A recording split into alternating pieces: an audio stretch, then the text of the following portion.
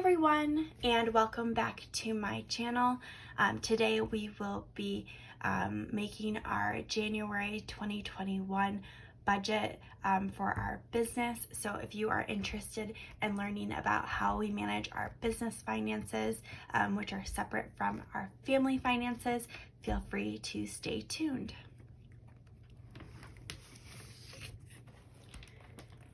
So if you've been following along in our budgeting for our business, you will know that we actually weren't paid all of our rent last month. So we are hoping to have a surplus of money this month from getting paid a little bit extra.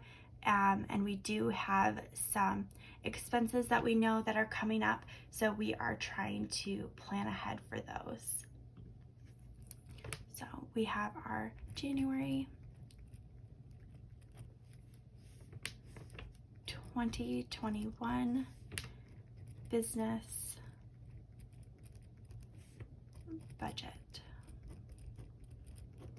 And the first thing that we need to take into consideration is our income. So our business is a rental property that we used to live in. It is a duplex, which means that there's two parts to it. We used to live in one of those parts, which was a 2-bedroom, 1 bath, and we had tenants in the other half, which was a 3-bedroom, 2 bath. And so now that we don't live there, we do have it fully rented out, which is really great. And so this income that I'm showing is for both units combined, plus some income that they were supposed to give us in December that they were unable to, that we now know they will be providing to us in January.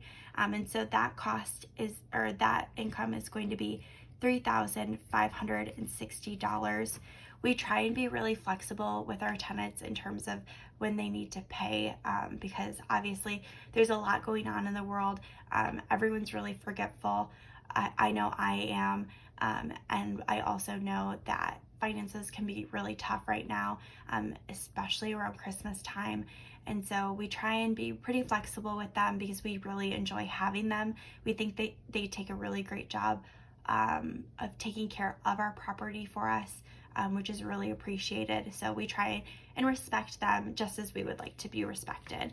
And so our fixed expenses that we are expecting for the month really don't change too much.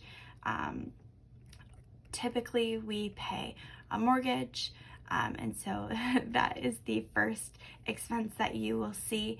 Our mortgage for the property is a little high right now. It is an escrowed account, which means we pay not only the mortgage, but we also pay our taxes as well as our home insurance all with one pay. And so that is $1,351.34. That is supposed to go down in March. Very exciting. It'll be a little less than $1,200 at that time. So we'll have even more money that we can use to save into our sinking funds. The next is internet. We do pay for the internet for our tenants. We use it as one of those selling points on our listings that we're willing to pay for that. And it goes over both units, which is really nice. So we only pay $69.99 for that. And then we're not expecting any other bills this month, which is really nice. Other bills that we typically pay will be things like trash service, as well as the water and sewer for the house, because it is in a city area. And we pay for our water here.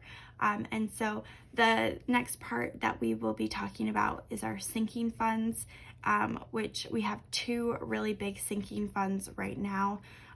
We know that within the next few years, we are going to need to purchase a new roof from the house. We knew that when we bought the house, it would need one, and we did get a quote for that to be right around $15,000, when it needed to be replaced. So we do quarterly go out to the property and check to make sure that the roof is still good, and we've been saving for that in the meantime.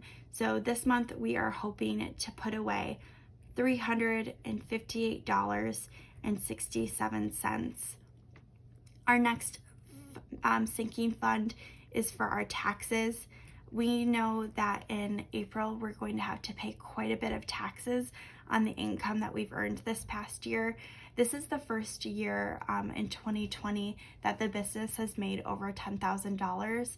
And so we're expecting to have to pay a good amount of that. So right now we are trying to dedicate half of our income towards that specific fund. So we will be attempting to save $1,780 this month for our taxes. So our income minus our fixed expenses and our sinking funds is actually zero, because we try to give every dollar a name, at least for our business account. That way we don't feel like any of it's ours, because it's not. We don't pay ourselves anything for the property maintenance right now, just because we do have two really big goals that we know that we're going to have to meet in the next 5 years. In the future, we may start trying to pay ourselves a little bit of money, but in the meantime, we don't really need the money, so we're letting it pile up to pay for those really big expenses. And it's so hard to plan for maintenance for this house. It's about 130 or maybe 140 years old. So it's an older house, and we try and take care of it as best as we can.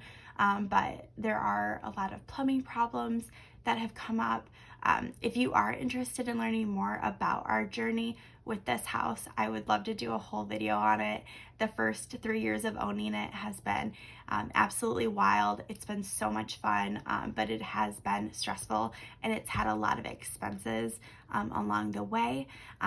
If you do want to see how we do with our budget this month, feel free to subscribe and also like the video to let me know that you enjoy us recapping our business budget expenses. I don't see a lot of people on YouTube really detailing out their business. I don't know if that's because they're not comfortable giving that information, or if people just don't really like those videos as much.